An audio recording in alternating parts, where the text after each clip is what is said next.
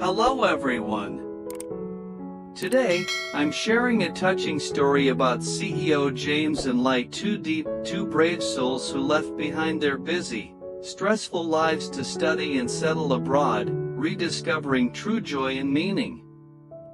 With the full support of their parents, they began a new journey filled with hope and happiness. If you love inspiring stories like this, don't forget to subscribe to the channel and hit the notification bell so you won't miss the upcoming videos. Thank you all for watching.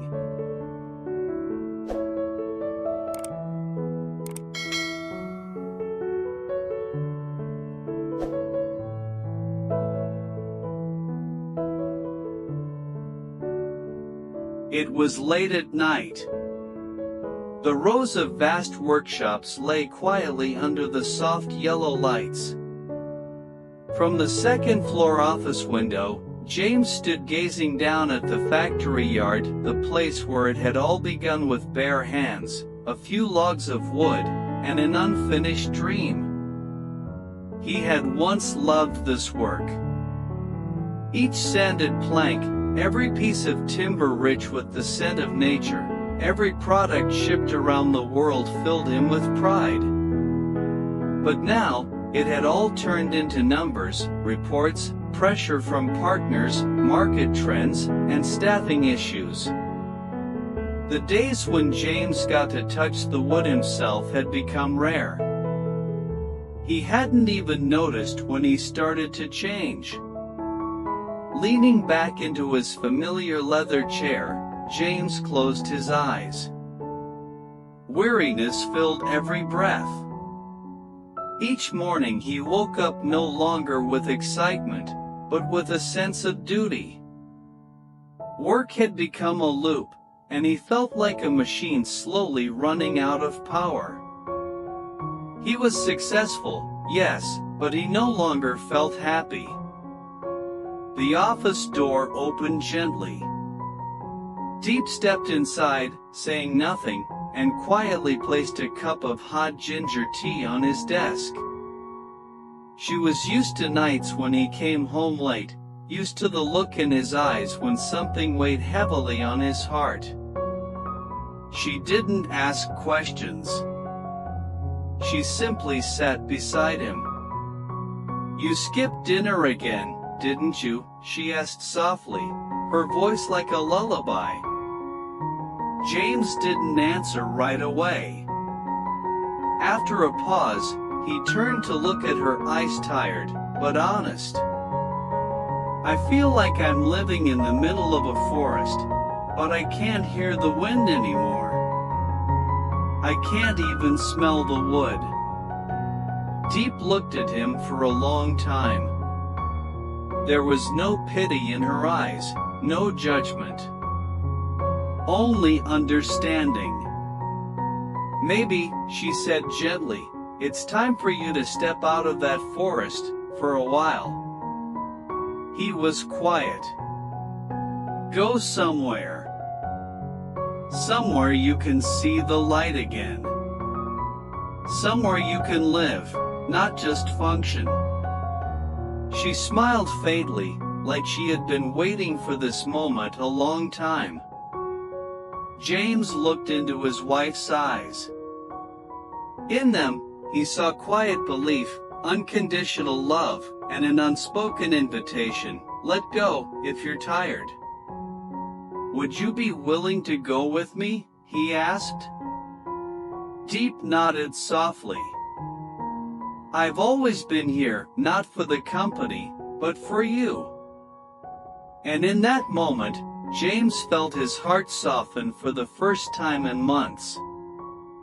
Perhaps it was finally time to put down the wooden mallet in his hand and take hold of the small, warm hand of the woman who had always been quietly walking beside him.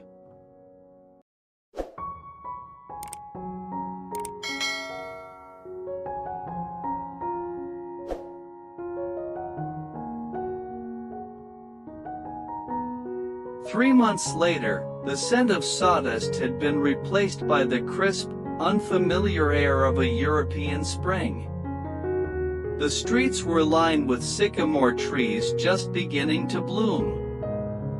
James and Diep stood in front of a small university building tucked between cafes and old bookstores, a world away from boardrooms, factory yards, and ringing phones. They had left almost everything behind: the company, the house, the life that once defined them. In its place, 2 suitcases, fresh notebooks, and a shared curiosity neither had felt in years. James adjusted the strap of his leather satchel and turned to Diep, a quiet smile forming on his lips. "You sure this isn't crazy?" Diep gave him that look, calm and steady, the same one she gave him the night they left. "Maybe it is. But not everything meaningful needs to make perfect sense."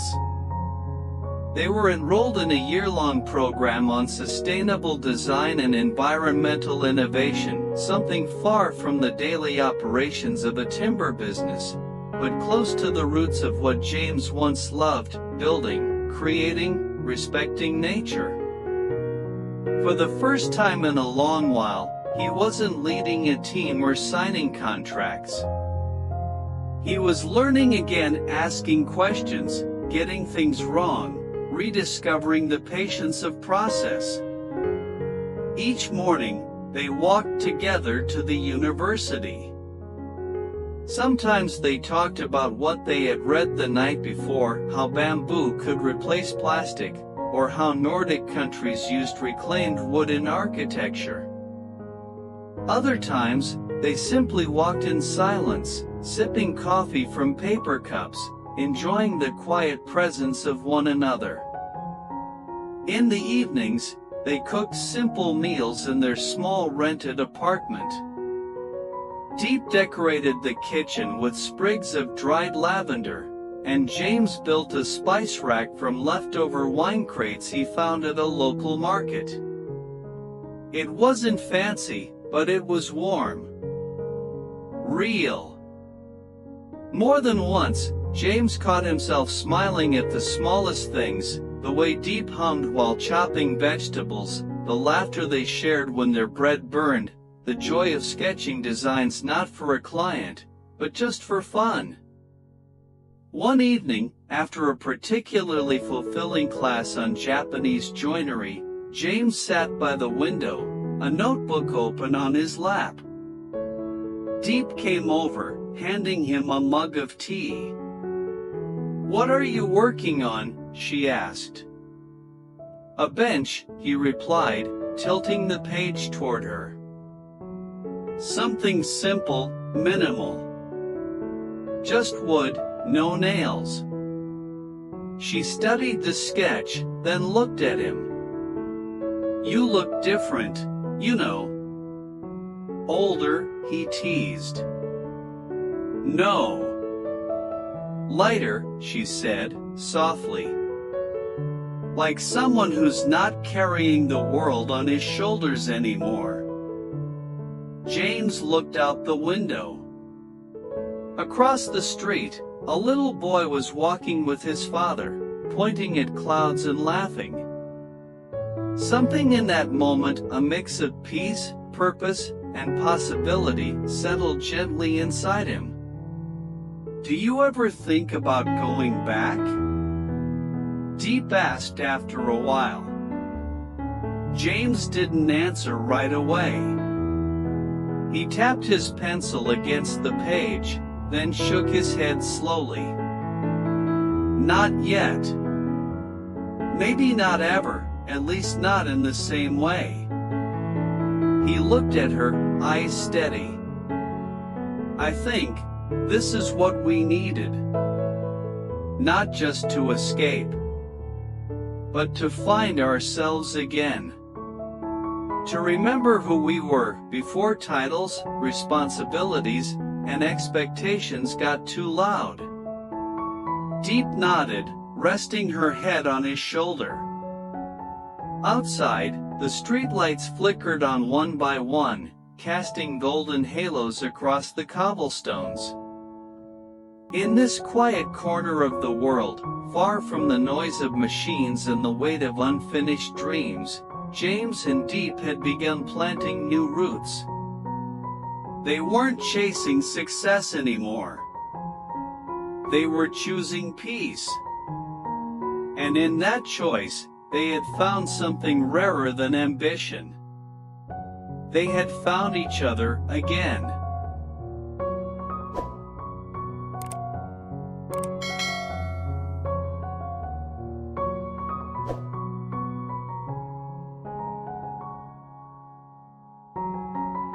The sky outside was turning amber, streaked with lavender clouds as the sun dipped below the horizon. In their modest apartment kitchen, the smell of rosemary and roasted potatoes lingered in the air. Diep was plating dinner, humming a soft tune, while James set his laptop on the table, the screen glowing with an incoming video call. "Ready?" he asked. She nodded, wiping her hands on a cloth, then came to sit beside him.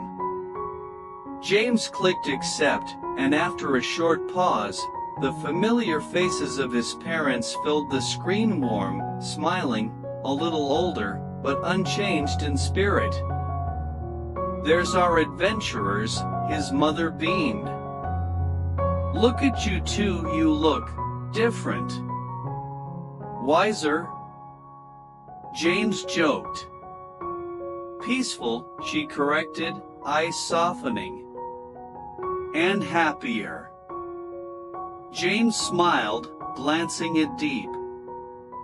"We are." His father leaned into the frame. "So tell us, how's life over there treating you?" James hesitated, not because he didn't know how to answer, but because the answer felt deeper than words. "It's quieter.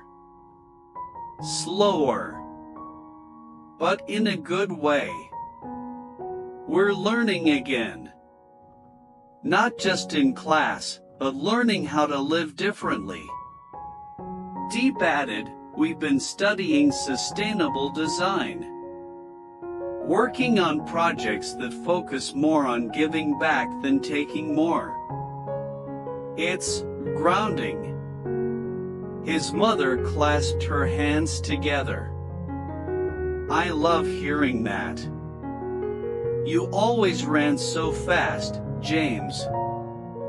"We were proud, of course, but we worried, too." His father nodded. "You've built so much with your hands, son. Maybe now it's time to build inwardly too." For a moment, there was silence. The kind of silence that doesn't feel empty, but full with understanding, with love, with years of unspoken hopes finally settling into place. James exhaled. "We've been thinking we might stay longer. Not just for the program. Maybe start a new chapter here." His parents looked at each other, then back at him. No surprise, no resistance. Just quiet acceptance. "You don't need our permission," his father said gently. "But you'll always have our blessing." James swallowed the lump in his throat. "Are you sure?" His mother nodded. "Home isn't a place we expect you to return to. It's a place that lives in you. And wherever you two are, that's where home continues." Diep reached for James's hand under the table. He squeezed it, grateful beyond words. They spent the rest of the call sharing small stories about the market nearby that sold fresh herbs in paper bags, about a professor who loved building models by hand, about the old woman upstairs who played piano every afternoon. When the call ended, James closed the laptop slowly, still lost in the glow of their parents' words. That felt freeing, he whispered. It was, Diep said. Like something settled in place. They moved to the balcony, where the cool evening air wrapped around them like a soft blanket. The city lights below twinkled like distant constellations. James rested his chin on Diep's head. For the first time in years, he said, I don't feel like I'm running toward or away from something. She looked up at him. Then maybe, we're exactly where we're meant to be. And under that quiet sky, with their hearts lighter and their path open, James and Diep stood side by side, not as the CEO and his wife, not as people who had walked away from a life, but as two souls who had returned to themselves. Hả?